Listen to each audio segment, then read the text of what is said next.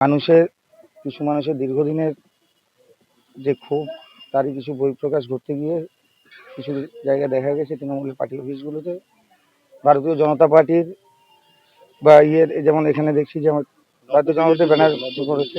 এটা ভারতীয় জনতা পার্টি করে না। বেশ কিছু ক্ষেত্রে এরকম ঘটনা কয়েকটা জায়গায় ঘটেছে, যাতে আমরা পরবর্তীকালে দেখতে পেরেছি যে 4 তারিখের পরে 12টার পরে যারা বিজেপি হয়েছে গেরুয়াটি কপালে দিয়ে জয় শ্রীরাম ধ্বনি দিয়ে তারা এই কাজগুলো করে দিয়েছে। কারণ ভারতীয় জনতা পার্টি কার্যকর্তারা তারা দায়িত্বশীল এবং শৃঙ্খলাপরায়ণ দল। আমাদের কখনোই এই সংস্কৃতি ভারতীয় জনতা পার্টির কার্যকর্তাদের মধ্যে আসবে না। যেহেতু আমি এইখানেই থাকি, আমার পাড়ার মধ্যে এখানকার যে কাউন্সিলর আছেন উনি আমাকে গতকাল ফোন করেছিলেন। আমি ওনাকে বললাম যে ঠিক আছে দিদি, দেখছি। সেটাই আজকে যেটুকু কোনো কিছুই করা হয়নি, শুধু কটা ব্যানার আর ফ্ল্যাগ রাখা হয়েছে, সেগুলো আমরা করে যার যার দল যার যার কার্যালয় তার কাছে থাকবে। ভারতীয় জনতা পার্টি দখলদারিতে বিশ্বাস করে না। এই সংস্কৃতি বাংলাতে ছিল বলে সেই সংস্কৃতিকে পরিবর্তন করার জন্য বাংলার মানুষ ভারতীয় জনতা পার্টিকে আশীর্বাদ করেছে।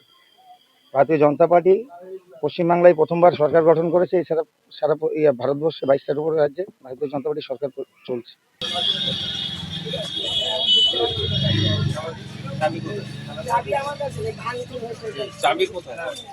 চাবি আমরা দিয়ে দিচ্ছি। চাবি কোথায়? চাবি নিয়ে আসুন। চাবি নিয়ে আসুন। চাবি নিয়ে আসুন।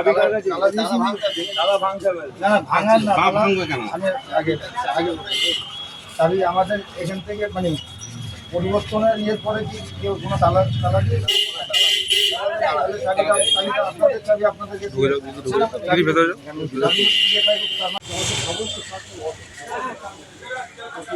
ঠান্ডা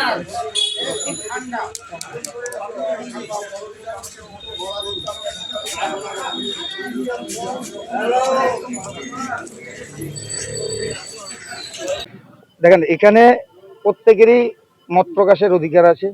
পশ্চিমবাংলায় গণতন্ত্র চলে গিয়েছিলেন, সেই গণতন্ত্রকে ফিরিয়ে আনাটাই আমাদের এখন সব থেকে বড় চ্যালেঞ্জ। সেই জায়গায় দাঁড়িয়ে যার যেটা দল সেটা সে করবে, এখানে কোনো রকম কোনো থাকবে না। আর এই দখলদারি রাজনীতিতে ভারতীয় জনতা পার্টি একদমই অ্যালাউ করবে না। আমাদের একেবারে রাজ্য স্তরের নেতৃত্ব, কেন্দ্রীয় স্তরের নেতৃত্বের পুরো ইনস্ট্রাকশন আছে এবং আমাদের জেলা থেকেও আমাদের পুরো ইনস্ট্রাকশন দেওয়া আছে। দিদি আমাকে কালকে ফোন করেছিলেন, তাই আজকে যেটুকু দেখা যাচ্ছে সেগুলো ক্লিয়ার করে দিয়ে ওনাদের পার্টি অফিস